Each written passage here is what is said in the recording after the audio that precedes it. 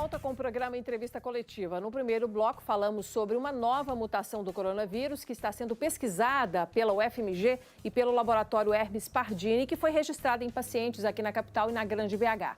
E agora vamos conversar remotamente também com o coordenador do Centro de Terapia Intensiva do Hospital Vera Cruz, que fica aqui em Belo Horizonte, que é o médico intensivista Rogério Sade. Doutor Rogério, obrigada por aceitar o nosso convite. Boa noite. Boa noite a todos. Eu que agradeço o convite, a oportunidade da gente discutir sobre essa nova tendência, essa nova moda aí, que é essa cepa mineira, né? Talvez seja uma cepa mineira aí, causando uma nova Covid-19. Doutor Rogério, para a gente começar então, eu gostaria que o senhor me explicasse, dentro da rotina do CTI que o senhor comanda com sua equipe, o que mudou na condição dos pacientes, ou de ficarem mais tempo, ou de chegarem em situação mais grave, em relação ao que tínhamos no ano passado e em relação ao que o senhor está vendo neste ano?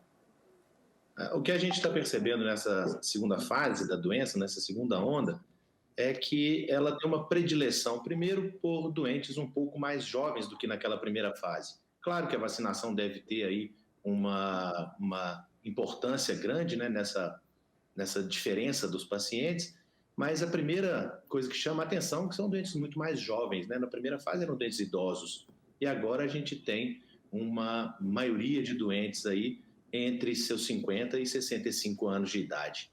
Isso é uma diferença enorme.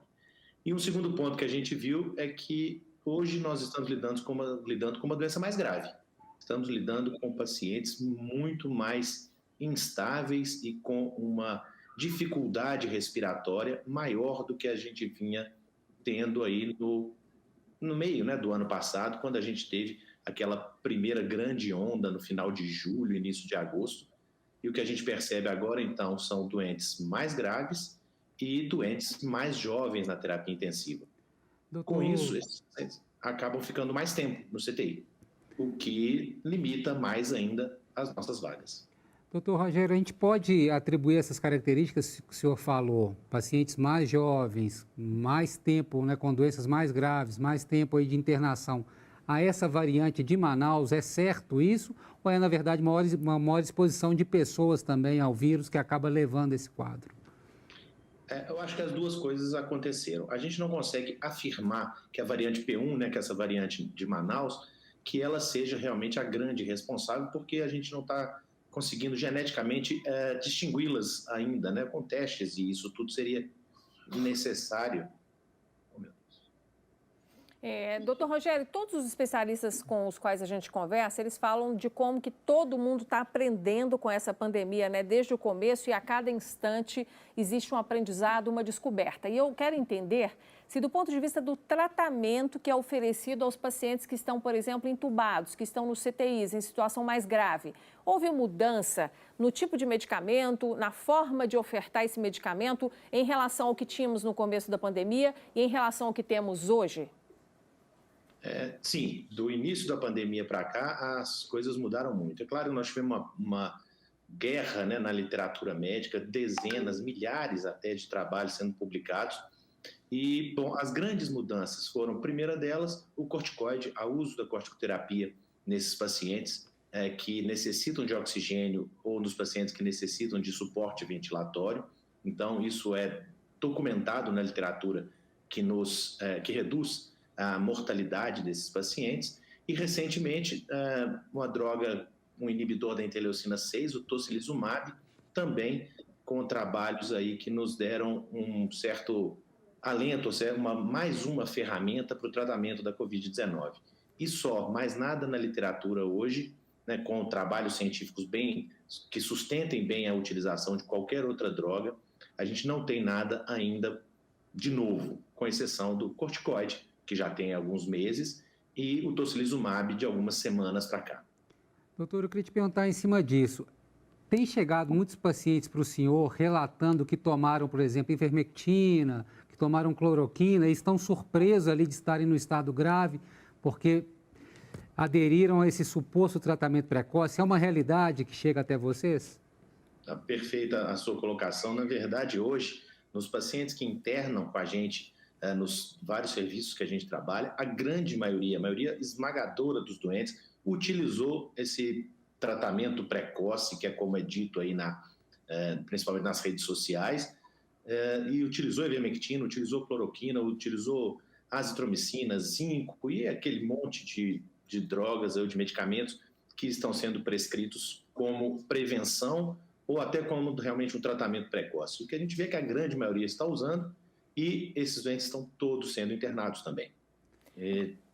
Mostrando a inefetividade desses tratamentos, que é o que os trabalhos médicos já nos mostravam, né? Que esses medicamentos não têm nenhuma responsabilidade na evolução da Covid-19. Doutor Rogério, em relação aí, fazendo uma comparação com a velocidade incrível com a qual as vacinas foram desenvolvidas por laboratórios diferentes em países diferentes, não era para a gente já ter um medicamento também para tratar de forma eficaz e efetiva a Covid dentro dos hospitais? Isso é uma pergunta de $1 milhão, né? Se a gente tivesse um medicamento, eu acho que resolveria muito. Mas nós estamos lidando com vírus. E o que a gente vê na prática clínica, em todos esses trabalhos em anos e anos de estudos, é que os vírus têm uma dificuldade, a gente tem uma dificuldade muito grande em criar medicamentos com esses vírus. O exemplo mais recente foi o H1N1, né, na epidemia de H1N1 que aconteceu em 2009 e que também ficamos sem medicação de lá para cá. E a gente tem vários outros exemplos aí, o sarampo, catapora, de doenças virais que vêm em surtos e que a vacinação é a grande chave para o controle dessas doenças.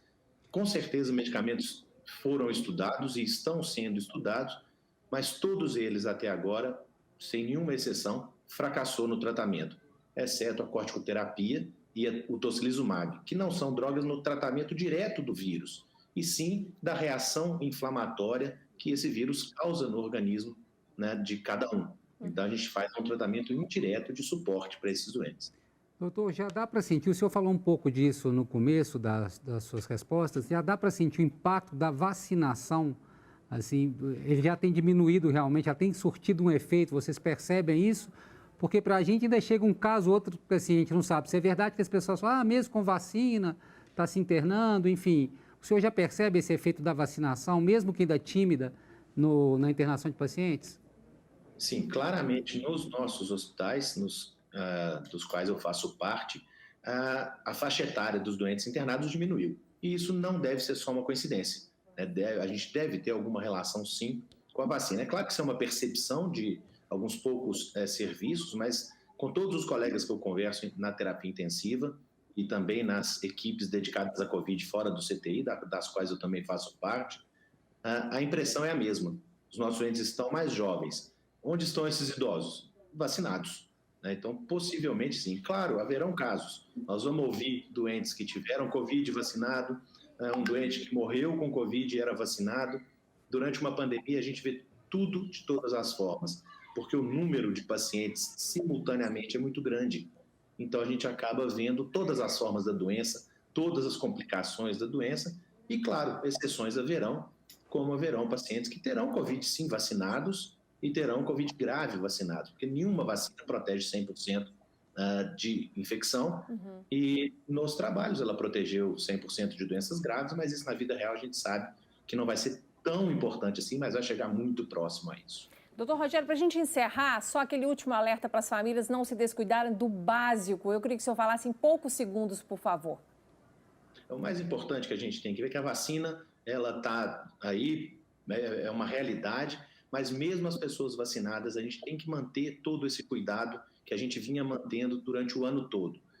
A manutenção de máscara, usar máscara sempre que for sair de casa e lavar as mãos, né, o tempo todo, utilizar álcool em gel e evitar, claro, as aglomerações. Tá certo. Muito obrigada, viu, doutor Rogério, por esses esclarecimentos. A gente volta a fazer contato com o senhor em outras oportunidades. Murilo, obrigada também. Obrigado. A gente volta na semana que vem com mais um programa interessante de assuntos aí importantes para os mineiros. Até lá.